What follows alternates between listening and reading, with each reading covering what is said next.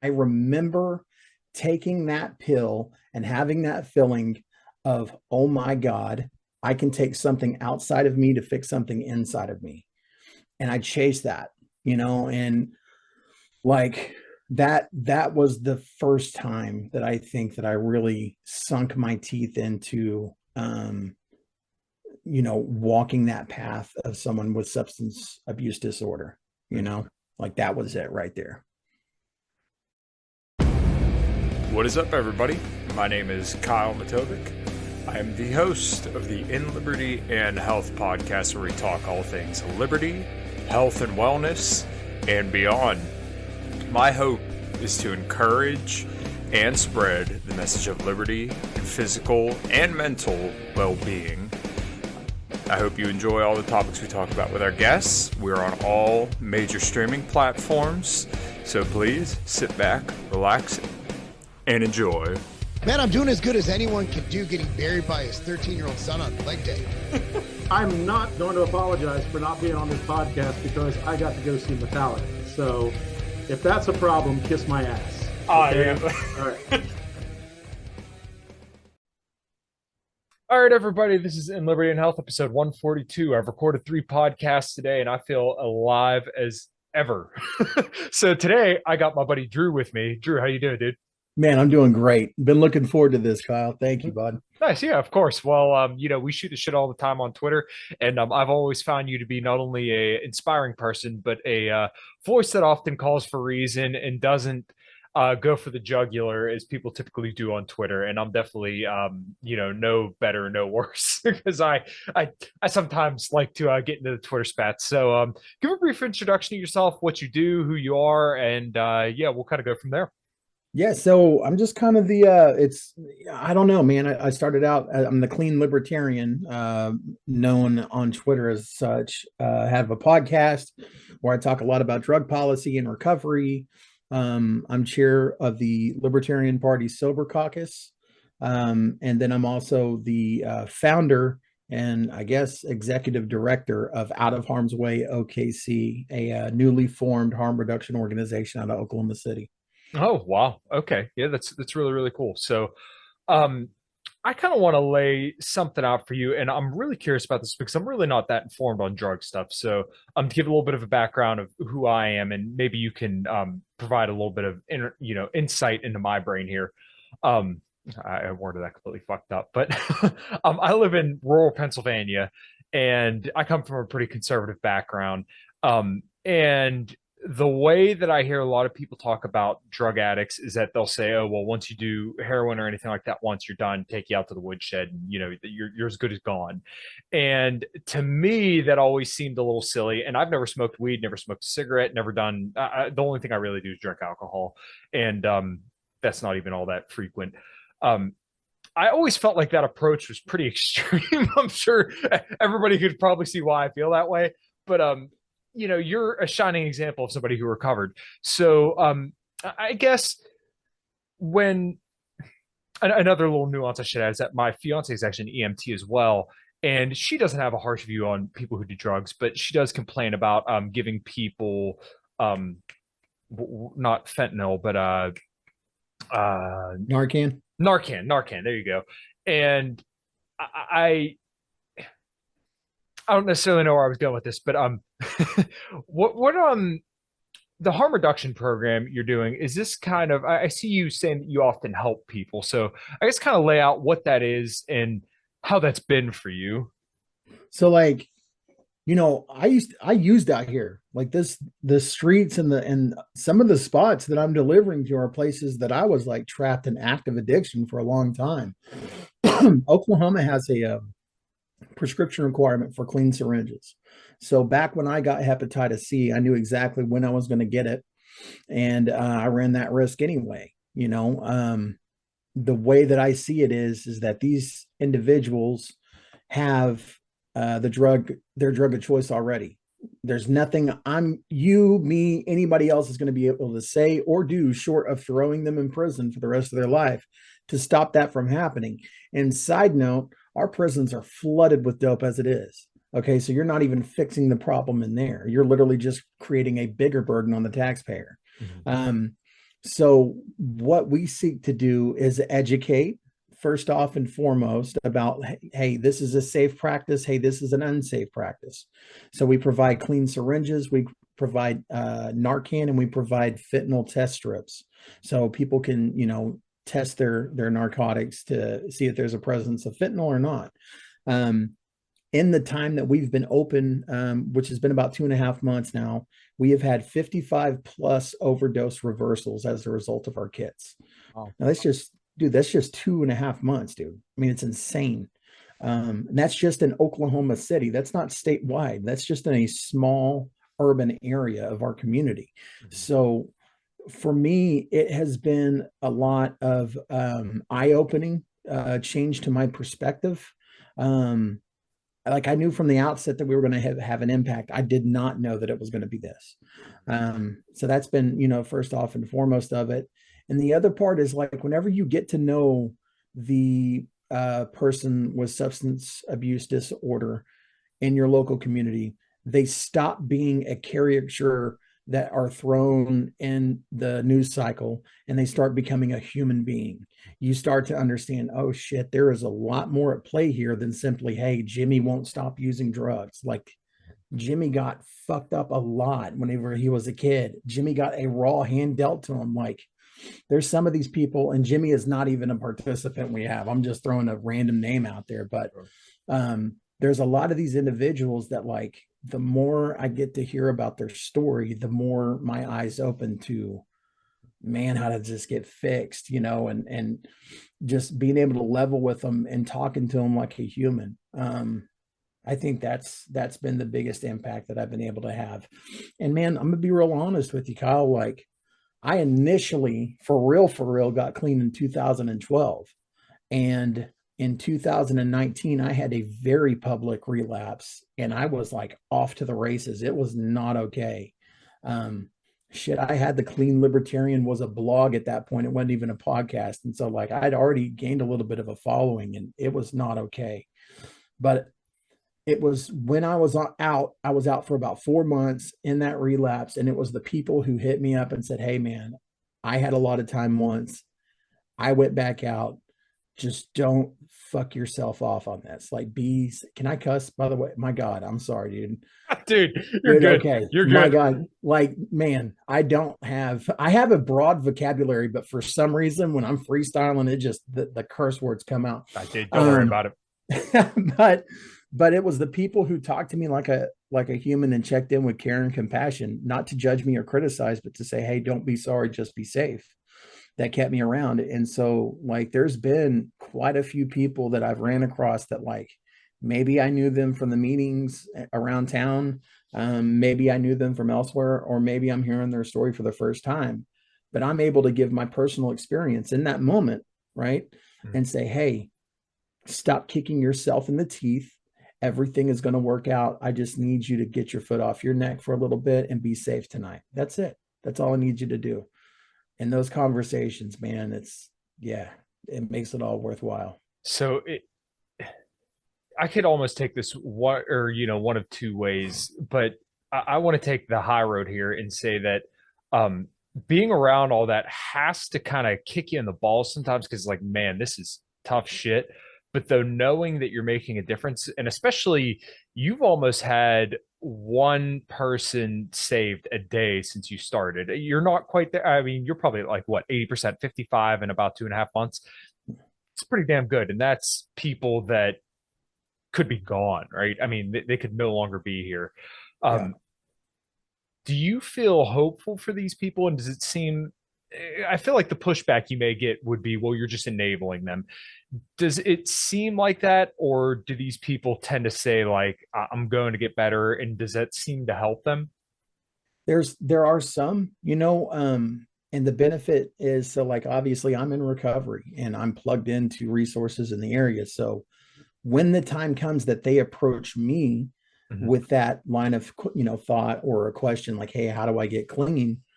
I'm able to help them out. So yeah, there's a lot of hope that's there. In the time that we've been operating, there is 3 people that I know of right now who we used to deliver kits to that they are actually killing it. I got one individual who is actually leading their sober house where they're at.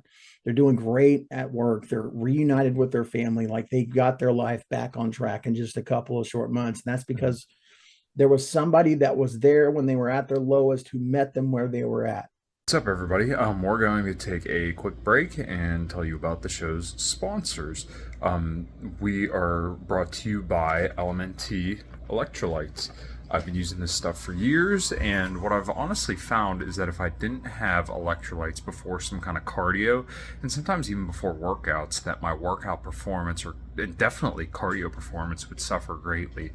Sodium is responsible for every single movement pretty much in your entire body, and let's say you drink a lot of caffeine like I like to do, then maybe it is a good idea, like I do every single morning, put some LMNT chocolate electrolytes there in your coffee to get a little bit more sodium, potassium, and magnesium in your coffee, so that way whatever diuretic effect you get from the caffeine is pretty much diluted by the fact that you put chocolate salt in it. Also, it tastes really, really good. Get some chocolate cream or hazelnut cream or even coconut, and mix that all up. It tastes really, really good. So yeah, make sure you drop by, go to drinklmnt.com/inlibertyandhealth and pick you up some electrolytes today. All right, guys, thanks. Okay. There's another side to this though too, man. And this, it sounds crazy, but like I'm beginning to open my eyes to this more and more. Not everybody who may appear like an addict from the outside is actually an addict. Prohibition, being what it is, gives the appearance to a lot of individuals who would not have any problems or any type of negativity going on in their life otherwise. Okay. If some of these substances weren't against the law, like these are people who like consistently, they're showing up for work. They're going to work every single day. They're hitting us up for a kit because they literally have no other way to get clean syringes. It doesn't exist, man. Narcan costs $60 for a damn dose. Like they don't have the money for that, you know? So looking at this from a ground floor perspective, like there's a lot of realism involved. That's not to say that there aren't some people who are just like, I mean, they're gone for right now, you know, like they need help. They definitely need help and they're gone and they are not ready to get help yet. But dead people can't recover. So at the very least, you know, we're helping to ensure that they keep that pulse going. Yeah. Wow. Yeah, this is such an interesting topic to me because there's so much psychological, physiological, and mental kind of deals that go into this.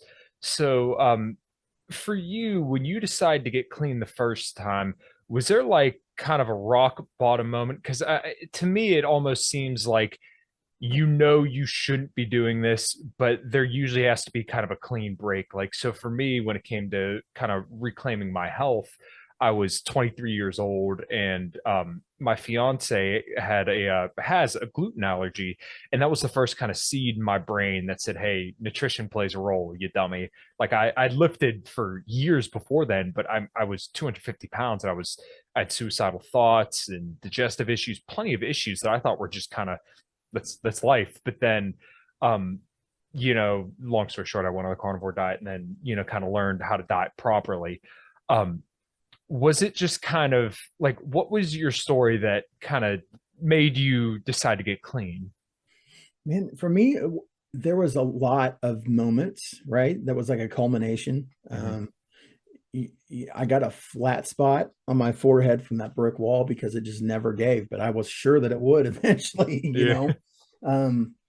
I can tell you one time in particular that stood out to me more than anything else, and that was really, really at the end. Was I was sitting in Oklahoma County Jail. I had been picked up on a arraignment warrant for prescription fraud, and I had lost custody of my daughter to my mom. My mom came and got her. I mean, and rightfully so. Like, dude, I was not fit to be a parent at that time, and you know, I was calling her up, and I'm hounding my mom about like, why am I still in jail? How come I don't have money on my books? Like, what the fuck? I thought we were family. I thought you loved me, blah, blah, blah.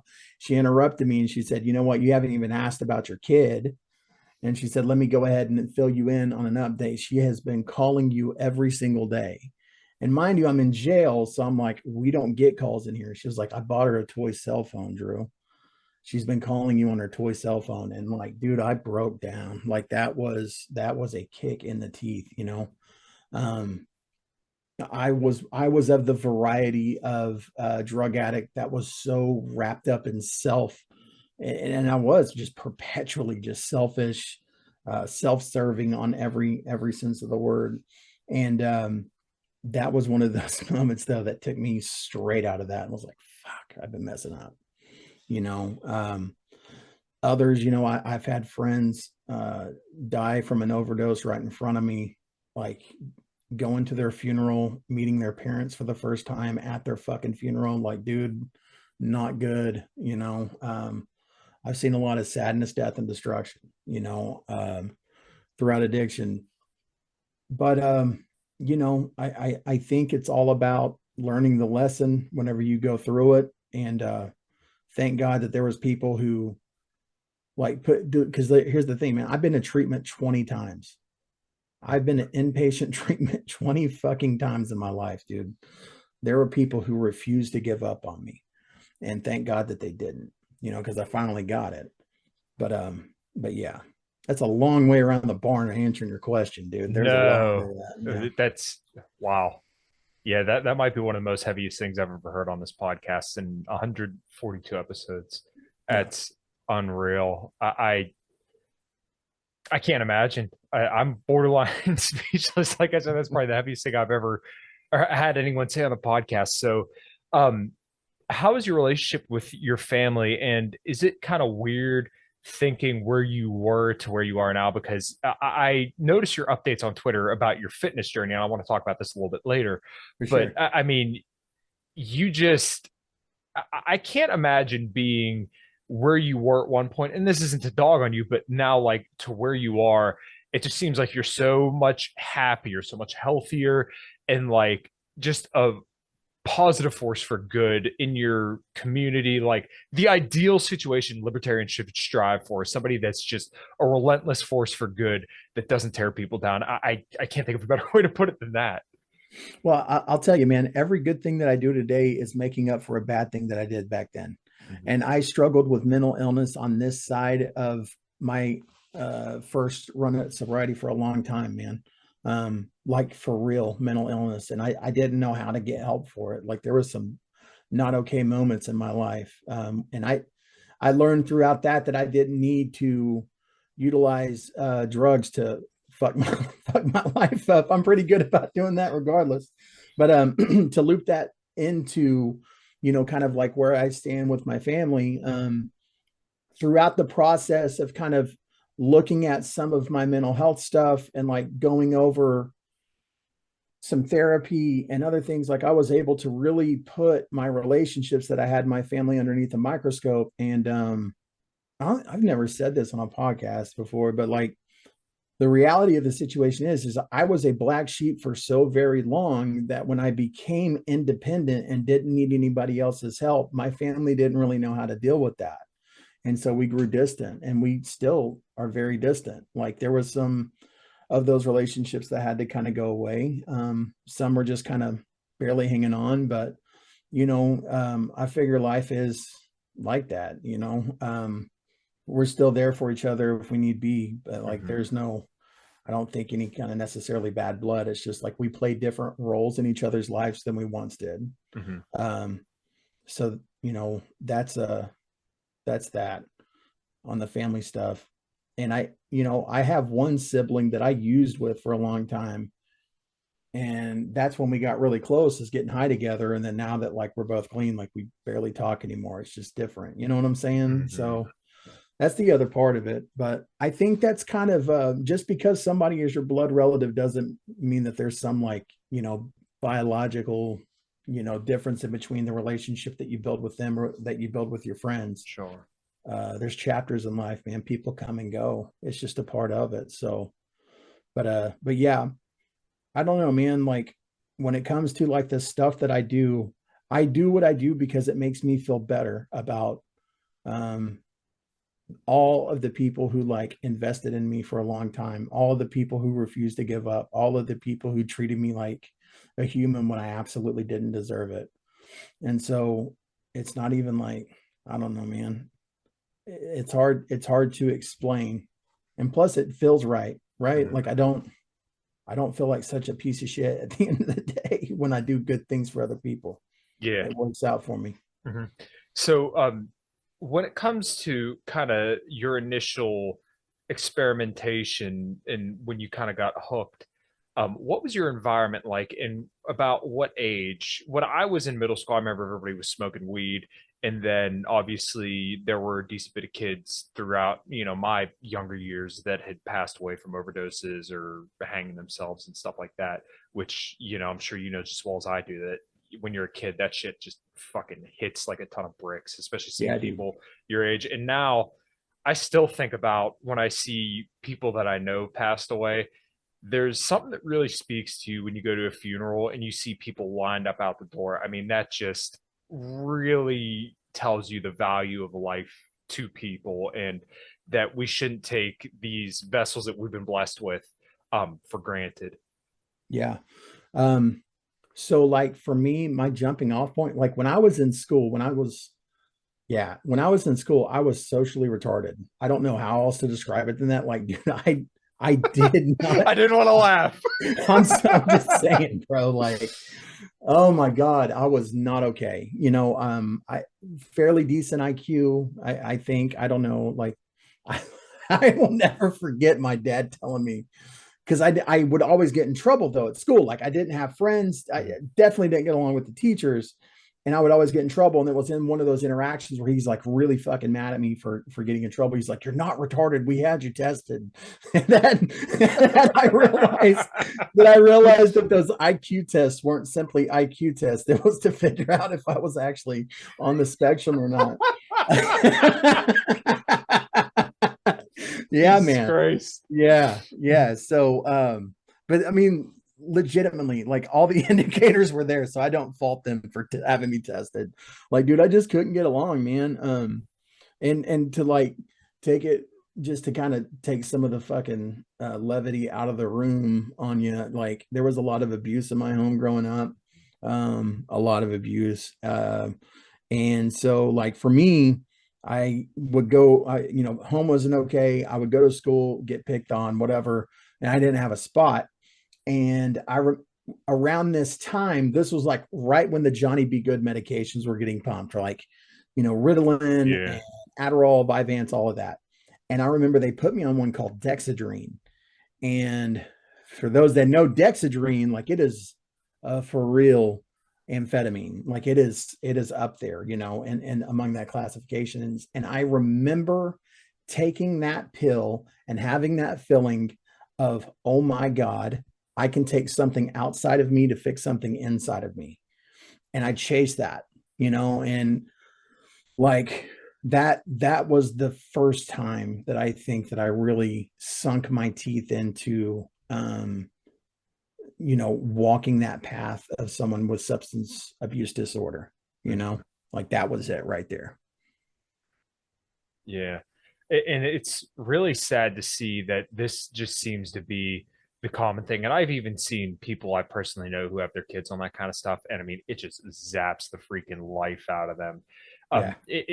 And I'm sure you probably feel a similar way, but we really treat boys today like defective girls. It's really, really sad because um they're too hyper and they're not going to learn the same way girls learn, so they just prescribe Ritalin like it's candy to boys. And I can't help but wonder if that is by design or if that kind of leads to what we see in like this male suicide epidemic. And not that it's like this huge overwhelming thing that's killing a ton of men, but I mean the average age of men is decreasing over time.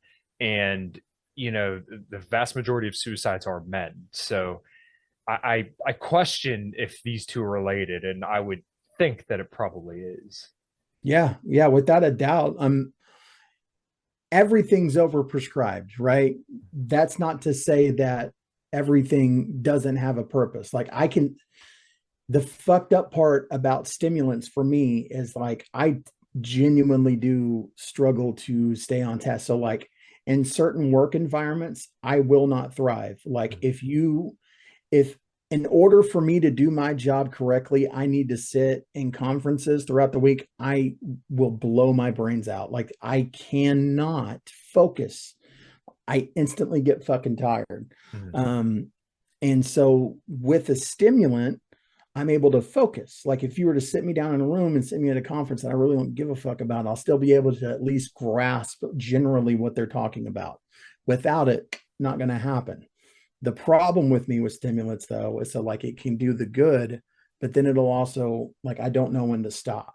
I'm like, it's like I hit that pleasure receptor a certain type of way. And I'm like, oh fuck, I want to keep doing that.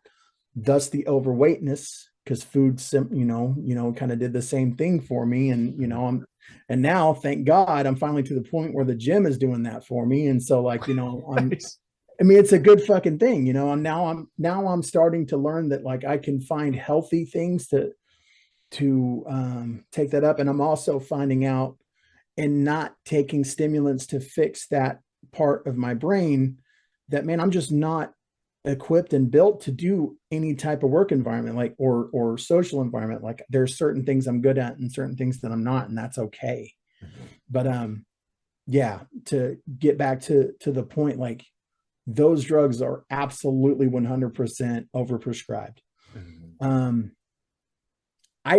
Here's the thing, like it's easy to find patterns of like nefarious potential in a lot of these decisions, but dude, our government and like the powers that be, they're not smart enough, I don't think, to do that. They just like, what is it? Don't let a good crisis go to waste, I think that once they kind of see some of these trends starting to take effect, they're like, okay, let's hammer down with that. This is a good result. We like this result. Let's keep doing this. Yeah. This is something I used to think about a lot more, because I remember when I was a kid, I noticed, and this is kind of what really poised me to kind of actually learn about politics, was because Milo Yiannopoulos kind of came on the scene back in like 2000, what was it, 2014, 15. Yeah. And he was an ardent anti-feminist. And I remember as a kid seeing the way the girls would get treated when they did something bad versus the way I got treated when I did something bad. And it was so disproportionate. And you kind of see that play out on a meta scale. And that's not to say that women don't ever get punished or anything like that, but you could see for certain things men get the brunt of it versus where women get let off the hook. That's what really kind of propelled me to think about some of the political stuff and kind of see like, oh, okay, so we do typically really hammer on men. But it's really cool to hear you talk about how you kind of got the iron bug, because I know exactly what that feels like. And especially when you can kind of document progress over time. Like I've just always kind of been consistent with it, but it really wasn't until about 3 years ago when I hammered it in nutrition that I was like, oh, okay. And then start seeing the numbers go up, and it's like, okay, deadlift 350 and then 400, 450, 500, and kind of just see the numbers go up. And it's like, man, you get that itch. And then at a certain point, you're like, I don't want to stop. Like you just want to keep going. And then you have to tell yourself, okay, I have to back off. Like that's what's difficult for me now, is to say like, okay, you're not going to the gym now. Man, I mean, I have tried this a million times. Like I've always been fluctuating in and out of being like, a fat piece of shit. And then, and so like so this started in May, and it really started when I got back from Reno. That's when I really got serious, and I stuck with it long enough to where it became a thing. And you remember me getting injured about like 4 weeks ago. I pulled something in my rib cage in my side, and I was so fucking terrified of not being able to go to the gym, because it's like, dude, I got this routine going. But I don't know, man. There's a lot of things that I've picked up now that I didn't have before. Like used to, it would be like, I have to diet every meal all the time. And when I get off that diet, then it's just like, it's ruination, right? Like it's downward spiral instantly. I didn't allow myself any grace. Whereas like right now I do, like I will eat really, really well during the week. And I will also do really well on my routines and everything. And on the weekends, I allow myself a meal or two. And I'm happy with it, dude. I'm still showing progress. Now, when the day comes that there's no progress being shown with that, then I'll need to adjust. And this has been at a pace that I created and I love it. You know what I mean? Like it's fucking cool, man. Nice. Yeah. And I'm pushing 40. So I was like, yeah, dude, just to know that like I still got it. I can still, I can lift heavy shit and be okay. Nice. You Yeah. know? So Yeah. for me, when I did the carnivore diet, um, and this is what I try to impasse on people all the time. When I see people saying, I'm just going to cut out carbs or I'm not going to do this, you make these hardline rules, and maybe you can complement to this meta narrative I'm kind of building here. When you make these hard rules on restricting stuff, when it comes to diet, especially, that tends to create this artificial barrier where as soon as you kind of pass by that barrier, it's fucking all rules are off. And what I've found for me personally is that flexible dieting, where literally I'll figure out if I can fit like calories for like a cheesecake or something in, as dumb as this sounds, I fit it in, and it's so much easier for me rather than anything else, right? So like literally yesterday I went to Texas Day Brazil and to an ice cream place with my fiance. Yeah, and enjoyed every last little bit of it. Well, and we also had a friend with us, but like then I was okay. Well, you know what? Then I'm just gonna take a little bit out the rest of the week. And I did see a tweet earlier today, and it makes me laugh because like nobody ever thinks about this. They freak out about one little incident, but the tweet was something to the degree of you go out, you're at a party and you see a piece of cake on the counter. You eat the cake and you look the same tomorrow. And like it's so funny because it's true. You gain a couple pounds, you step on the scale, and it's like, oh fuck. But then you got to realize, okay, yes, I gained a few pounds, but this is just a temporary thing. If I stay on the plan, we're still going to be successful. Yeah. We Gucci, man. We're good. Here's the thing, like, for a lot of those years, so like my first job that I got that really helped me become a responsible adult was when I got my CDL and I started driving concrete trucks. And that job, I mean, dude, I was working 70 hours on a fluctuating schedule. I sat in a truck all week long. So like I blew up like a balloon.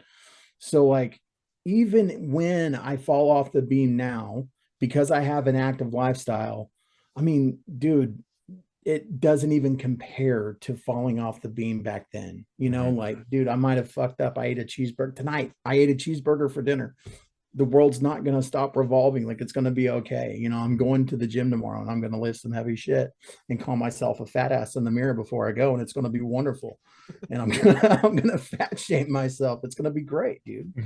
Yeah. Everything's going to be all right. Nice. Yeah. No, I really, really like that attitude. And I think that's the attitude that a lot of people should take when it comes to dieting. And like I said, I really want to impasse or put this on people that like, if you fail on one thing, you're not a failure, right? If you fail one day, one time, it's not a big deal. And this was hard for me to accept because I remember when I was doing carnivore, I would be good for a week or two and then I would just binge. I would have 2 pieces of cheesecake, ice cream. I'd be eating all the sugary shit at home and I'd feel like a failure. And that's such a bad mental place to be in because it's just like mental torture. You don't feel good enough. And then when you can finally get to the place where you find something a little bit more sustainable, and then you do fall off the wagon, you're like, it just is what it is. I got to kind of get back on and just keep working at it. So, and the other thing I kind of want to touch on when it comes to falling off the wagon is that if you do cheat on your diet, when you're depleted of glycogen, which you typically are when you're in a calorie restricted state, so you're taking less food than you're burning, so you're losing weight. When you have that cheat meal, some of that actually goes to glycogen stores, which are your muscles energy stores, and some of that will kind of it carries water with it, so you're going to gain a little bit of weight that way, and that weight actually comes off pretty quick, like within a day or two. So it can be frustrating, but like I said, to kind of the meta narrative, you're one meal off and you're one meal back on. There it is, man. I like that. I like that a lot. Hell yeah.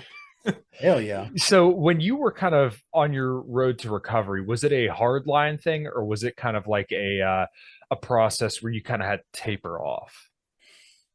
So like, dude, most of the time when I like got cleaned up, it was because I was in a jail cell, like most of the time. And that sucks like that. But I will tell you, the last time I went to jail, I had a month sober at the time. And so I prefer going to jail fucked up because you can sleep for a few days at least, but then it was just like I raw dogged that whole thing. But yeah, I never did much in the way of tapering off, man. I like I will send you a video of myself at my last, and you'll see like a different side of me, dude. Like it is off the rails going hard until I hit an actual immovable object. And so actually the last time I got clean, man, it was just one of those things where I was like, I want to be done. I'm gonna, get fucked up tonight and then I'm done. And I don't know why. I don't know how, but I did stick to it. But yeah, dude, I have a lot of respect for people who are able to taper off or who are able to, like, let's say they are on heroin and they are able to get off of heroin and just smoke pot and pot be the only thing. For a long time, like I would look at that and think they're not clean or they're not sober, but no, man, they fucking are, like they're just doing it their own way. I don't know why I'm bringing that up, but yeah, I'm just saying like that's not something that I'm capable of doing. Like it really is all or nothing for me. Wow.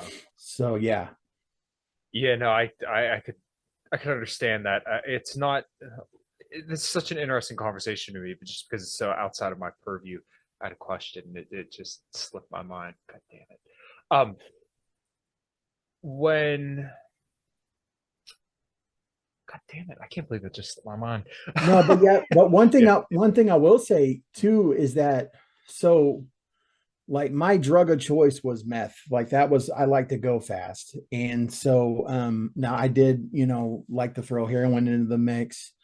In my last run, like fentanyl was ever present and I knew it was out there and it scared the shit out of me. So I didn't really dabble too much in opiates, but like with meth, there is like a getting better phase with it, but it pretty much just consists of, you're malnourished, you're dehydrated, have not been sleeping enough.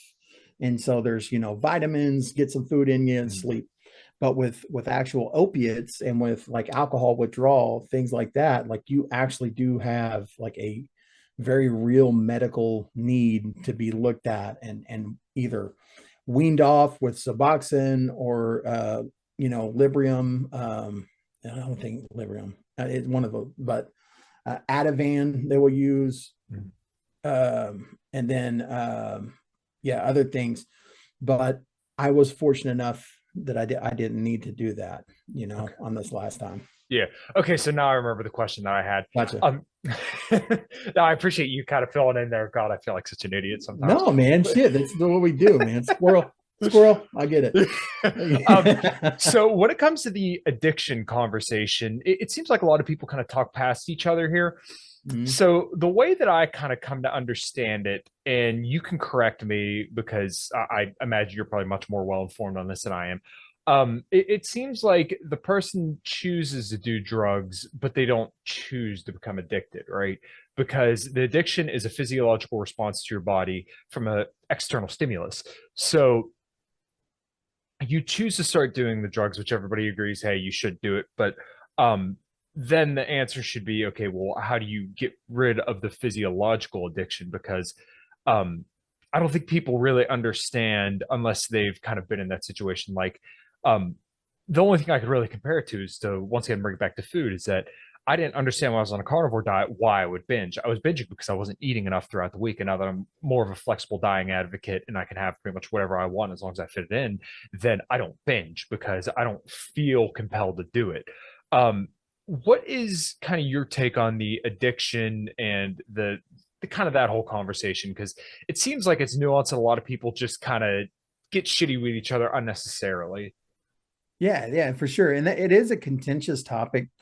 And I think the reason for that is like the people who are in the negative on, kind of the process on or even the ability for somebody to get clean. The reason that they have that mentality is because they likely have a loved one or had a loved one that was in their life who refused to get clean. And so, they were more or less forced to, kind of take this mentality. Whereas with the people who are in the affirmative that people can get clean and recovery is a possibility, The reason that they are that way is because they know people who had, substance abuse disorder and can't pull through it. And I think the reason that we see polar opposites in that is the same reason you see polar opposites in the gun control debate. Like who has actually shot a gun before and who hasn't, who has spent time, around the gun community and who has lost a loved one to, gun violence and, who hasn't. So that's just kind of like my opening for that.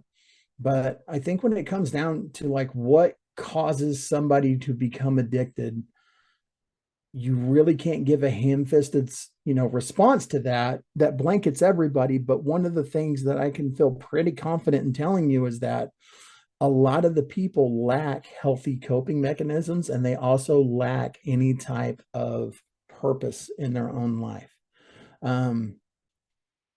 For me, everything I ever tried to do that was, positive, I fucked it up time and time and time again.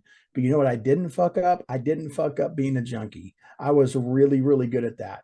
And for a long time, I would pride myself on being a walking Wikipedia of the black market narcotics that were around, and that's kind of what I knew to do. If you couldn't find a vein, here comes fucking Tweaker Drew. He's going to help you out, and like, that was kind of like a badge of honor I had.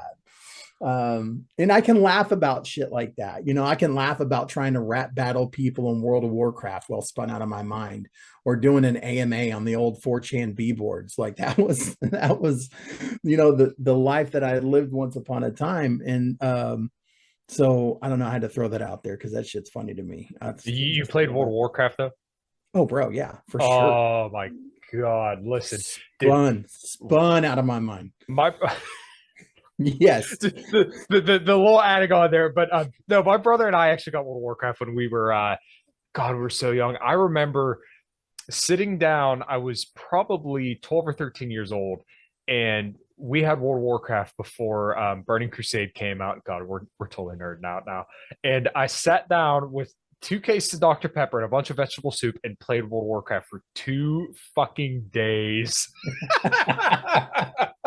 Dude, that shit is real. It's real. I mean, it is real for sure. Yeah, dude. Like yeah, those were meant. I got in right around Cataclysm. Okay. And yeah, I had a death knight and was doing the whole thing, man. But I don't even, but anyway, so I was good about being kind of like a clown, wearing the fact that I'm an addict on my sleeve, throughout it all. I was really good at that, but I was not good at dealing with life on life's terms. I could not handle raw, unfiltered reality.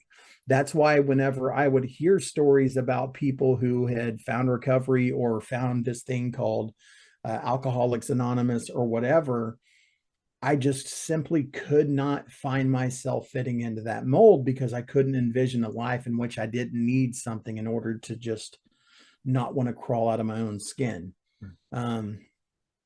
Here's the thing that breaks through that for every single one of us. Anybody who really breaks through addiction will tell you something similar, and that is, I met someone somehow, some way, that I was able to identify with a part of their story, in which for me, it was a guy talking about, I used to steal people's dope and help them try to find it. And I was like, I did that shit too. Yeah, I get that. But then they talked about getting clean and they talked about this life they were living today. And I didn't know shit about that. But just the fact that they could actually mark off one of my qualifiers like that made me interested to kind of follow them and pay attention. But I've already outed myself and saying, dude, I went to 20 different rehabs, and I did. Like, it took a long time for me to get clean, but every one of those times I went in and checked in, when you go to treatment, they always bring in people from the outside, from a local recovery meeting or something, and they'll come in and they call it H&I, or hospitals and institutions. And it's just a group of people sharing their story to people that are in recovery, newly in recovery. And every single time I heard one of those stories, man, there would be another part of my story getting laid out in front of me. And it was like, After enough times, I knew I could get it. So having the podcast, having been in recovery for this many years, having talked to so many people, I can confidently tell you that the majority of people simply didn't have the coping mechanisms in place to be able to deal with life. And so I think that that's kind of where that addiction starts to take form, right? Like, I don't know how to handle this internal feeling, but this pill in my hand does, and so I'm going to do that. Yeah. Wow. Yeah. Yeah, like I said, I don't like it quickly becomes disingenuous. And that's kind of irritating because it's like, okay, well, why can't we think about the person that's suffering with an issue right now? Like, I understand they made a bad choice, but in kind of like I was saying earlier, a lot of the boomer cons that I work with, they would tell you that you just take people out to the back and they deserve to be shot if they're on heroin, which is such a shitty aspect because then it's like, okay, well, let's turn this around because some of these people have DUIs that would say that. And it's like, well, Bro, do bro. you not believe in redemption? Unless they are in peak physical condition too, like let me find out you pulled through a McDonald's drive-through, bro. You better be, I mean, on top of the game as far as like taking care of your internal body and your mental self. Like, man, the thing is that it's real easy to jab your finger at the addict or the homeless junkie and say they're fucking up, man. The only reason you're able to do that is because it's socially acceptable for you to kick them in the teeth. We don't do that to the politicians who are clearly on fucking drugs. Like, dude, you and I both have seen him. I mean, Donald Trump, Jesus Christ, that dude was blitzed every day, son. And the only reason that he was, it was acceptable for him to be because he's the president of the United States. Like, I mean, he's going to call him out on it, man. Nobody. Like, you can get away with doing drugs. You can get away with doing this. Biden's of the Clintons drinking the adrenochrome. Yeah, dude. I mean, it's for sure though, for real. Yeah, there's definitely something propping Biden up. I don't know what they got him on, but like when he strings a coherent sentence together, like, oh man, they must have given him a strong dose today. That was the good shit. That was the good, man. That was the top shelf, the reserve stash right there. But no, man, and I think it just comes back to that. It's real easy to knock somebody when you're not walking in their shoes. It's real easy to do that. But man, there's, like we were talking about from the outset, there's a lot more nuance to what brings somebody into the fold of substance use disorder than just simply, oh, they made a choice. Like nobody, dude, not a single person was like, I'm going to be a junkie. Like when they're going to school, man, we all had dreams and aspirations, and shit just didn't work out that way for some of us. Right. And the most frustrating part to me is seeing people who don't want to give people that kind of olive branch and extend, a hand up to somebody or say that people can't get better. And really, that's what everything should be about, right? We should always encourage people to be better. And I don't know, just the callousness towards others just always rub me the wrong way. And I'm sure some people would say, oh, you're a leftist because you believe in this or that. But like, I don't know, man. At the end of the day, people are still people, and you do have to hope for the best for everybody, regardless. Like I hope even people that vehemently disagree with me or hate me, I still hope they're doing well. People that have crossed me in my past, I don't wish ill on anybody, and I feel like it's kind of reprehensible, and it speaks more about you than it does the other people if you're wishing, poor health on other people. I mean, there's a couple that I do. I'm just playing. I'm just joking, but maybe I don't know. But they're politicians. Yeah, there you go. Yeah. One of the things I will say. So, like, even doing, you will not find anybody who is more empathetic towards somebody struggling with addiction than me. That being said, somebody who harms another individual while they're on drugs, DUI, causing a wreck, stealing from somebody, all the way to the person leaving used syringes on a playground, all of that is not okay. People should be held accountable for things that actually incur a victim. Right. And I think that for some reason, man, like the reason that I land in the libertarian bracket when it comes to drug policy is that it's the only sane fucking stance I can find. It's not like he was on drugs, he can murder half the fucking school. Like, no, you can't. Like, you still need to like figure out how to like not harm anybody else with your substance use. And if you're a parent, like, and you have very small children that you're supposed to be looking after, like, you need to be showing up for your responsibility or relinquishing that to a family member or putting them up for adoption or something. Like, just because you're on drugs doesn't give you a free pass to fuck with other people. You know what I mean? And so that's the other side of the coin. And I feel like that's the rational position, but man, I don't know what it is, man. You find people post COVID, everything is so tribalistic. It's just nutty, right? Like, it's crazy. And, yeah, that's one of the things that really pisses me off though, man, is that you got people that are like, excuse shit. Like, we see it on Twitter all the time, rolling through like the Skid Row in, Los Angeles or wherever else, and just, homeless camps and like trash, people shitting on the street and all this. Like, none of that's okay. You can't just like do that to somebody else's property, and leave syringes sitting out for somebody to, no, that's not okay. That's not acceptable. That's not harm reduction. That's harm, like, yeah, I'm rambling, dude. I'm sorry. Oh, no, dude, you're good. So I guess we've been shooting the shit for a little bit now, but I also wanted to get your thoughts on kind of the Libertarian Party, because I've seen you throw a couple jabs out here and there, and I think we largely agree. And I don't think I've really laid this out on the podcast since it really happened, but I'm getting more and more cautious with this seeming, I don't want to say necessarily alliance, but this growing affection for the populist right, where I see where people want to make this association, want to build this alliance. But what I get nervous about, and we were shooting the shit before I started recording, this Zionist neocon approach to China, right? Like, this is kind of a big deal. Like, you guys don't realize that if we elect all these super right-wing governors who are all definitive neocons, like Mastriano here in PA, while I prefer him to the leftist candidate, if there is kind of this World War III scenario, which is looking more and more likely, and not that I'm trying to be alarmist, he would send people like me off to die without, blinking an eye. I mean, this dude's talked about eliminating Muslims from the world. I mean, he said some vile stuff. And Ron DeSantis, same exact way. He's a Zionist neocon. If you look at his foreign policy and his votes when he was in, I think it was Congress, it's abysmal.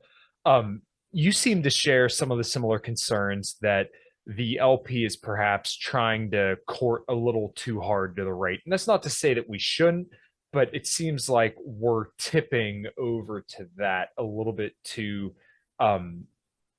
much. Yeah. So culturally, I probably land a little bit more left than most culturally, but at the same time, dude, and I will get, I just had to preface, sorry, dude, like, my brain is going a million miles a minute right now thinking that's about okay. This Yeah. So I lean left culturally. There is a difference in between rights, someone having rights, and someone being accepted, right? And so it's when any rights movement turned into an acceptance movement that it became a fucking problem.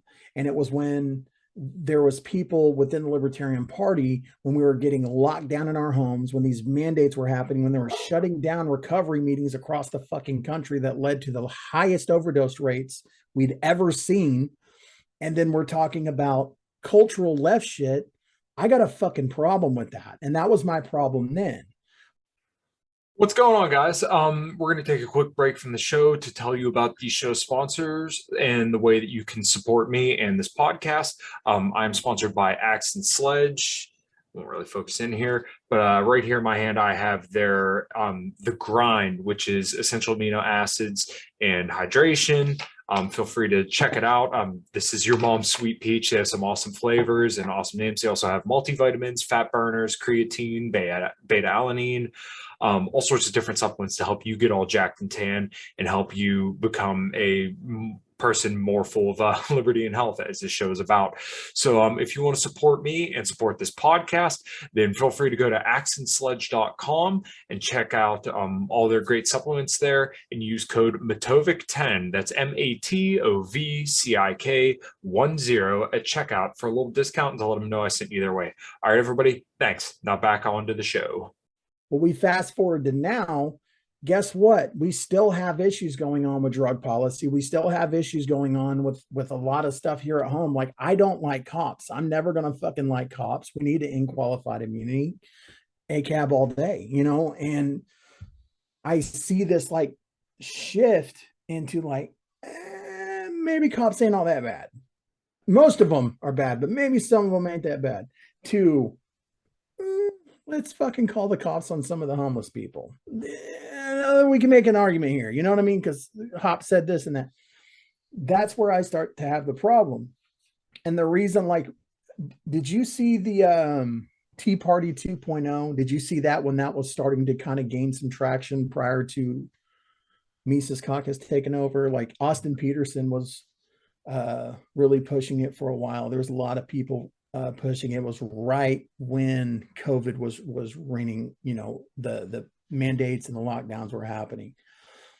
The problem that I've always had with courting the hard right was that along a long enough timeline of coalition building, you're eventually going to wind up with, man, we really got to reelect Tom Cotton to have a seat at the table. Like, we're going to need to do this. You know what I'm saying? And well, like, yeah. So like Reed and Pat and I all kind of talk about this, Reed Coverdale and then Pat McFarland,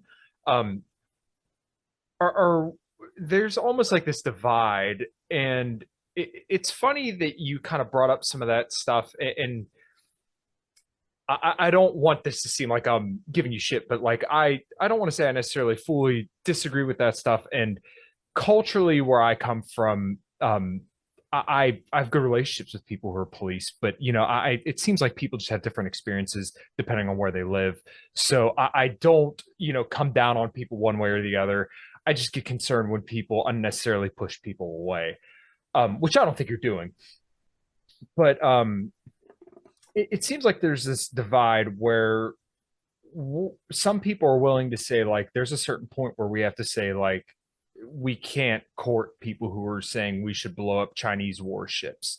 We can't court people like, there are seriously people who are saying, oh, well, saying that China's the number one threat isn't, that's not provocative, while we're, you know, encircling China and flying or sailing warships through their strait and then flying, you know, spy planes over their country and doing, you know, talking about arms sales to Taiwan. Like, there are Republicans who are like openly calling for this stuff and saying this is like good China policy, and then saying that Biden isn't tough enough on China, when if you know anything about, you know, Biden in this last year with the China escalations, he's been worse than Trump. And there's people who are saying he's not being tough enough. We need to get tougher on China. I don't want to court these people. We need to call them out on their shit and say, this is not acceptable.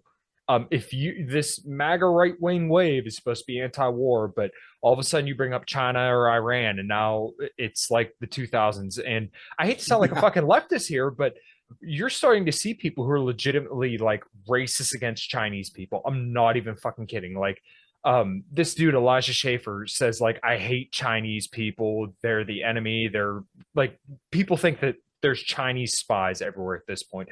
If this doesn't remind you of 2008, where every single Muslim was a terrorist, I don't know what will, because it's starting to boil over. And I think we're going to see a lot of propaganda about China and Chinese people. And I hate to sit here and just drive this point home, but this is starting to happen and nobody is talking about it. Yeah, no, the war drums are beating. Like, it's eerily similar to a lot of the shit that we saw leading up to World War II. I mean, eerily similar. Like, you know,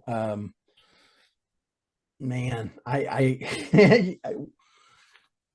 yeah, I don't like it. I think anybody who would even consider making a preemptive attack on anybody is a fucking problem.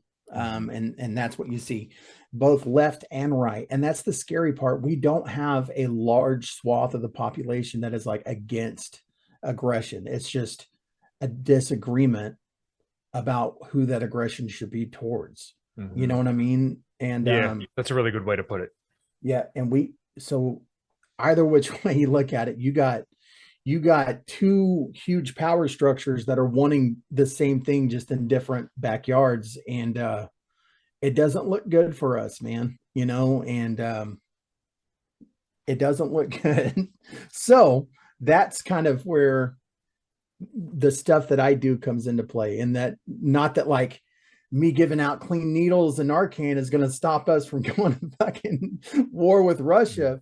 But man, at least at the end of the day, like, I'm doing what I can do to make my little slice of the world a little bit better. And that's all that's the only power that I have. Yeah. That's it. I mean, that's fucking it, dude. And I think that's where we all need to kind of start and work the most. And that's kind of why I started this podcast, to hopefully, I used to say I want to build better libertarians, but then I realized I can't do that. But what I can do is give people the tools to make themselves better. I can take you right to the water, and then all I can do is hope and pray that you drink. Do you got anything else to add?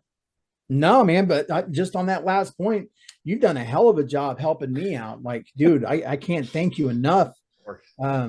Because man, for real, like, going to the gym, being that chubby dude who's clearly doesn't know what the fuck he's doing, like, it's intimidating. So having some direction from people like yourself and my good friend Jake Howard, like, man, it's really helped me out a lot. But that's all I got, man. So thanks a lot for letting me come on, Kyle.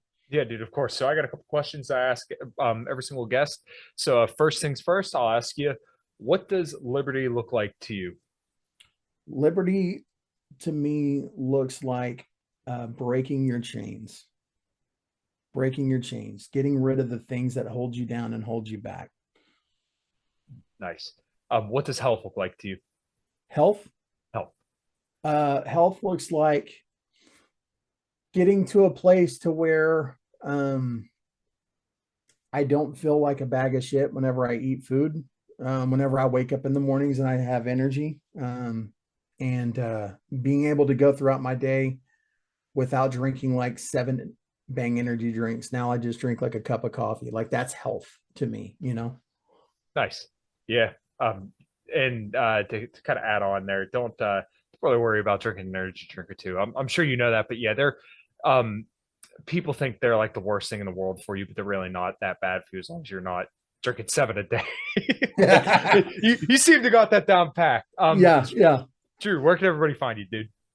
At Liberty Drew 84 is where I'm at. I am the host of the Clean Libertarian podcast, but man, I just haven't had the bandwidth to really try to find new guests or anything. But there's some great episodes that are on YouTube and Spotify and everything else. So absolutely peruse that. Nice. Well, I've definitely checked quite a few out myself. And I definitely recommend everybody go check that out as well. So yeah, dude, if you ain't got nothing else to add, we'll close her out and shoot the shit a little on the other side. All right. Sounds good, man. Thanks. Nice. All right, everybody. Well, thanks for checking it out. Make sure you like, subscribe, and share. Check out Axe and Sledge and LMNT for all your hydration and Jack and Tan needs. And until next time, everybody, take care.